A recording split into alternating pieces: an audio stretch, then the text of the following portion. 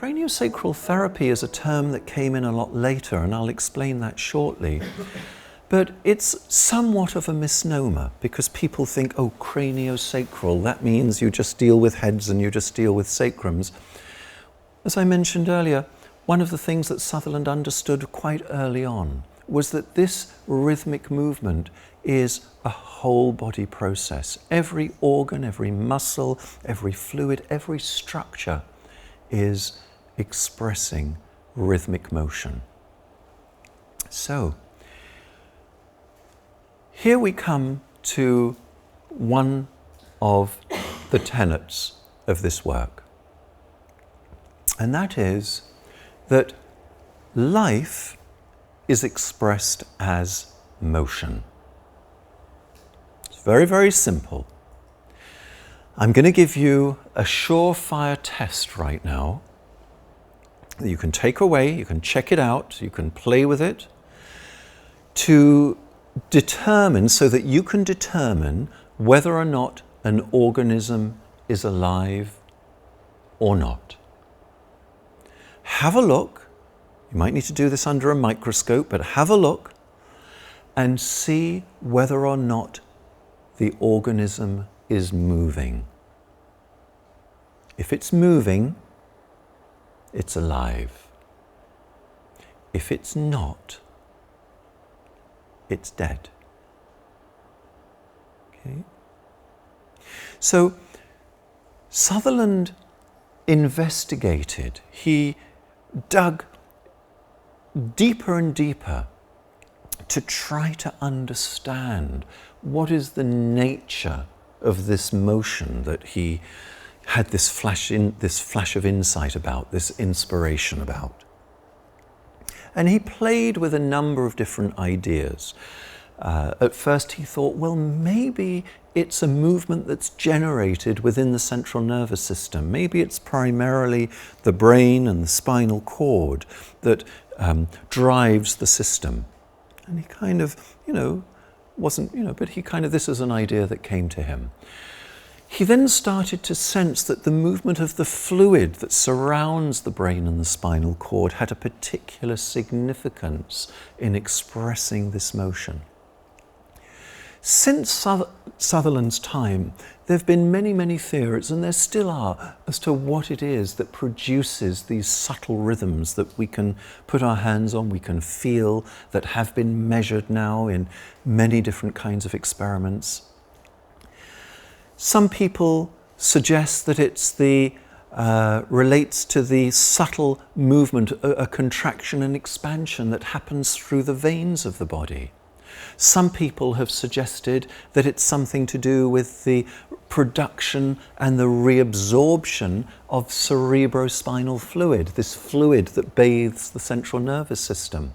Some people suggest that it's a combination of a number of different factors, the way that we breathe through the lungs together with muscular activity, that all of these different functions produce these subtle rhythmic movements. Anyway, Sutherland, he kind of explored and considered a number of these factors. And he came to this very simple conclusion, that whatever are the mechanisms that through which these rhythmic movements are expressed, the rhythm itself is nothing other than an expression of life itself, the life impulse itself. And this is something in his work that he referred to as the breath of life. Okay? He took this term, the breath of life, from the Bible. It's in the book of Genesis. Okay, now I'm going to paraphrase this, and I'm not particularly good at paraphrasing these things, but it goes something like, I can't remember the exact words, but it's something like, and Lord God breathed the breath of life into the man made of clay, or into the nostrils of the man made of clay, and man became a living soul. Run something like that. So there's something about in the book of Genesis about this sort of the creator or this intelligent force vivifying or animating the sense of life that, through which we can turn from just lumps of clay into living, vital beings, into becoming a living soul. So this is something that Sutherland picked up on, and he used this terminology to describe this creative and creating impulse that he could feel expressing itself through the body. So this brings us again to another principle of this practice. At the very root of craniosacral practice, but particularly at the root of what we can call biodynamic practice, and I'll explain that term a little bit further later on, there is an acknowledgement of vital force.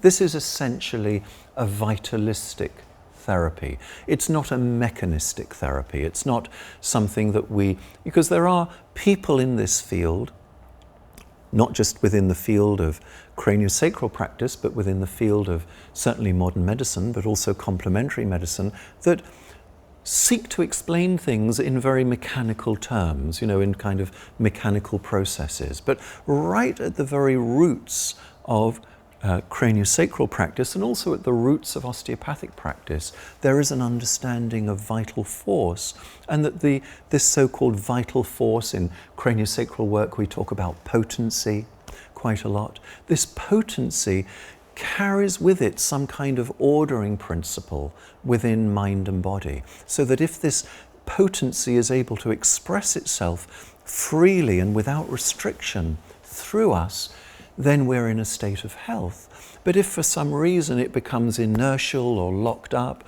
or restricted or fragmented, in this understanding, this is considered to be the primary cause of the development of disease and pathology.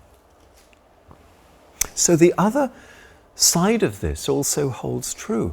If this is the primary cause of disease and pathology, then perhaps it follows that if we're able to free up this movement, to free up this expression of potency within the body, then,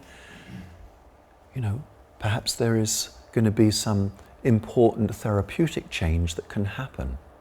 And I think for me, this goes a long way to explain why this work is effective. Because what we notice in our clinical practices is that if we are able to restore normal movement and integration of movement through us, people get better. People get better with a very wide range of clinical symptoms. So this work is not just potentially helpful for people, maybe it can bring relief for things like headaches or backaches or things like that. In our practices, we see people getting better from a whole variety of different conditions in somewhat surprising ways. We don't always understand why that is, but we find ways to help get this movement going again, creating the conditions for the restoration of this motion. People become more energized, they become healthier, their digestive problems might start to go away, their hormonal problems. Very, very strange things happen. Now, I'm not going to make claims for whether craniosacral therapy can treat this condition or that condition. But what I notice, and I've noticed for so many years in my practice and with the people who we've been working with, is that if we are able to restore the normal, natural expression of rhythmic motion in the body, the possibilities are huge.